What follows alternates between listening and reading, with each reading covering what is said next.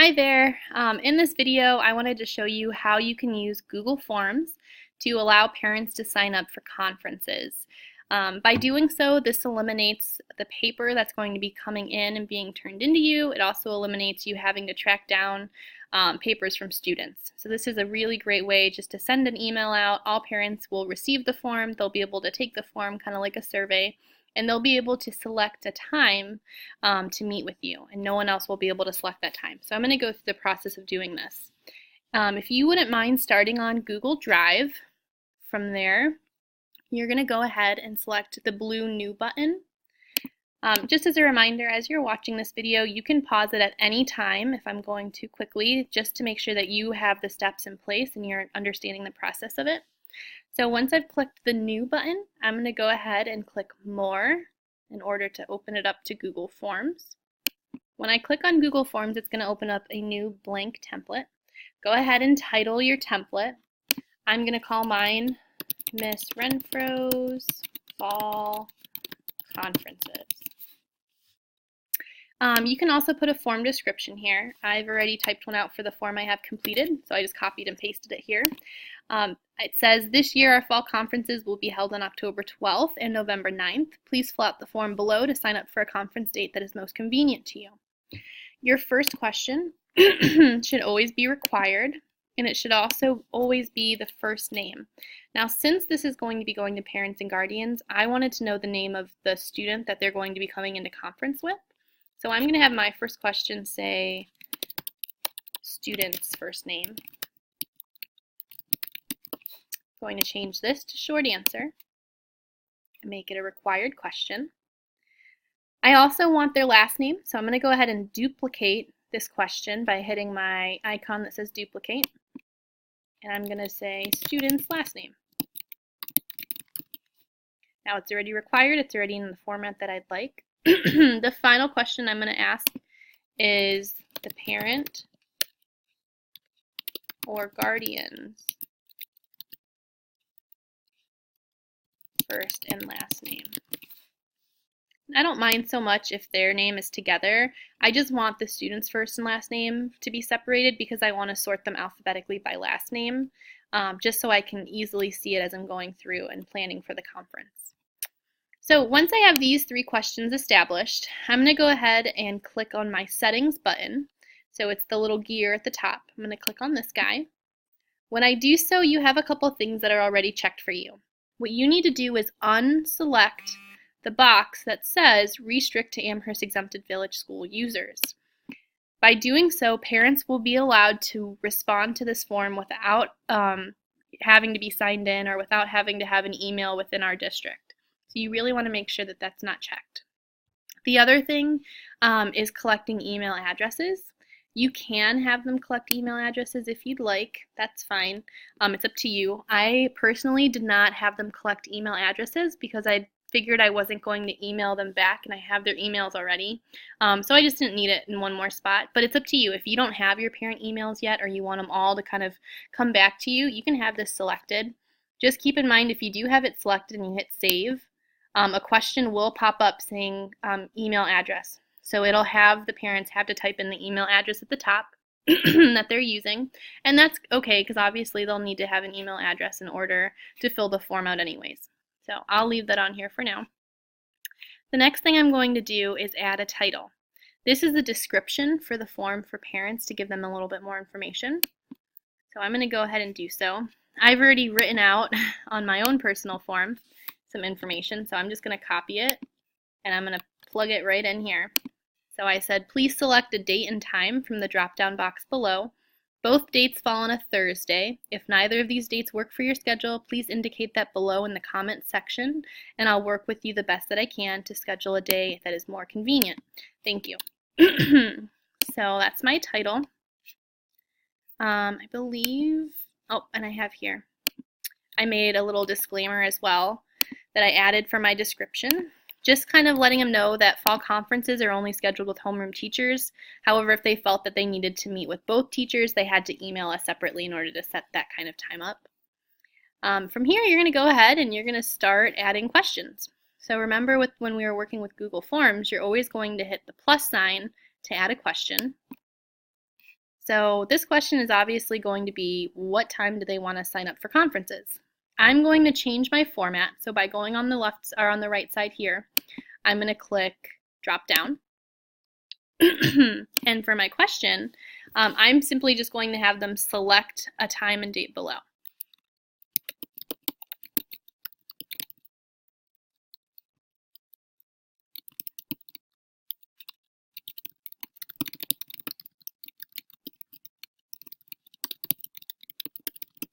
So select a time and date from the list below to meet with Ms. Renfro. Now from here, it's just a matter of plugging in the times. I'm going to keep them all in one spot, so I'm going to start with October 12th. And I'm going to copy this because I know that I'm going to have a ton of them as I'm going down. So October 12th, it starts at 3 o'clock. I'm going to go ahead and plug them in every 15 minutes.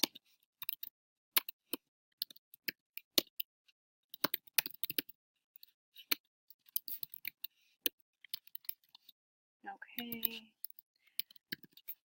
So make sure that you're just working through, you're plugging your times in. I'm not going to spend all day doing that, but you kind of get the gist of it. You're going to enter all of the possible time slots that your parents can meet with you. Then you're also going to make sure that this is a required question. You want to make sure that they answer this question. That's probably the most important question of the whole form. So please make sure you're making it required.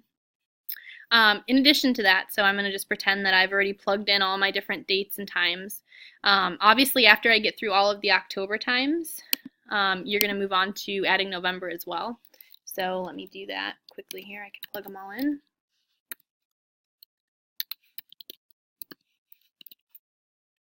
All right, so I've gone ahead and I've added all of my October time slots in at this point, every 15 minutes. Now I need to go ahead and add the November date as well. So I'm going to type in November 9th. And then I'm also going to work with the time slots. I believe the first one starts for November at 2 o'clock. So I type in 2 o'clock. And then I'd go ahead and I just proceed the same way that I have with the rest of them. I can copy it, I can paste, and just kind of edit as I go. 2:15, paste, 2:30, paste, 2:45, etc. Once you have them all plugged in, you're going to go ahead and hit the plus sign one more time. For this one, what I did is I had the option of allowing parents to check a box if they felt that they didn't need a conference with me. So I would write here, at this time, I feel that I do not need to attend a conference for my child. It's not required because they don't necessarily need to fill a time slot out for it. That's okay. They don't need to. And I'm going to leave the question blank. That way when it's in the preview view, so if you go up to the eyeball up top, you can kind of catch a preview of what your form is looking like currently. So currently this is what it looks like. My title here, along with my description, my drop-down box below for what time they want to meet with me. And then I can say at this time I do not feel that I need to attend, or I can just leave it blank. That's fine. In order to go back into the editing, you're going to scroll up and click on the pencil at the top. Yes, we're going to leave. And we're back in the editing form. I'm also going to add a spot for comments. So I'm going to click back to my last question I had, and I'm going to add the plus sign. For this, I'm going to put it to a paragraph style. That way, if they need to write kind of a lengthy bit of information, they have that option. But I'm going to write here comments. So if there are any comments or concerns or anything like that, they can go ahead and do so. I'm not going to make it required, remember, because some parents will have comments and some won't. It's not going to necessarily be required, so that's okay. The last step, if you so choose, I'm going to click up here so my title comes up, is to make it pretty. Now, if you'd like to make it pretty, you can go to your color palette. There are tons of different images and illustrations, etc. that you can use. I like the illustrations best because there's a lot of seasonal ones in there that you can use. I guess for this one, I'll go with the trees. All right, my theme is loaded. I have everything responding and looking good. Now here is what you need to do in order to make these options disappear when parents select them. This is very important. You're going to need to open up a new tab at the top. So I'm going to click on my tab button up here and open up a new tab. And you need to search in Choice Eliminator Add-on. Okay, Choice Eliminator Add-on, and then hit search.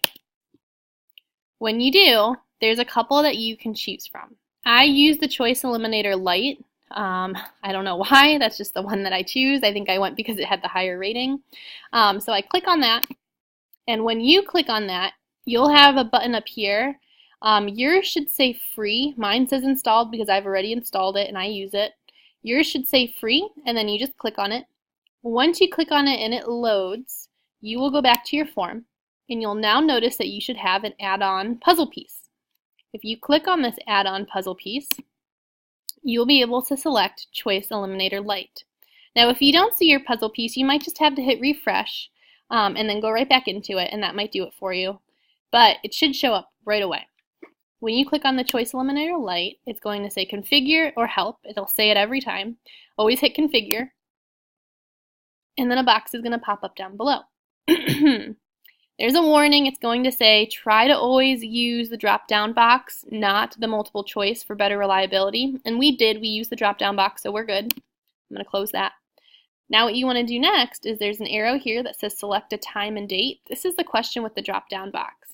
So when you click on this, it's going to say eliminate choices as a box. We want to eliminate the choices. That way when a parent goes on and they select a time, it'll automatically be deleted from our form. That way other parents cannot select the same time slot. It's very important. So I'm going to click that. It saves automatically, and it has a little red thing that shows up saying, yep, we have it saved. And then just go ahead and click X.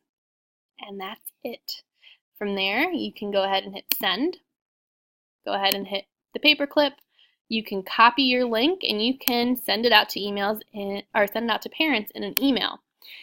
This is what it's going to look like on their end. They'll have to plug in this information, and then they will also have to select a conference time. Now when they select a conference time, it will automatically be deleted when they take it again, which is awesome, which is great, and it helps us a lot. And that's how you do a form using Google Forms for conferences. If you have any questions, or if you're really struggling with this, please don't hesitate to come and see me. I'd be more than happy to walk you through it or to sit down with you and we can crank it out however you would like to do it best. Okay, good luck. Thanks.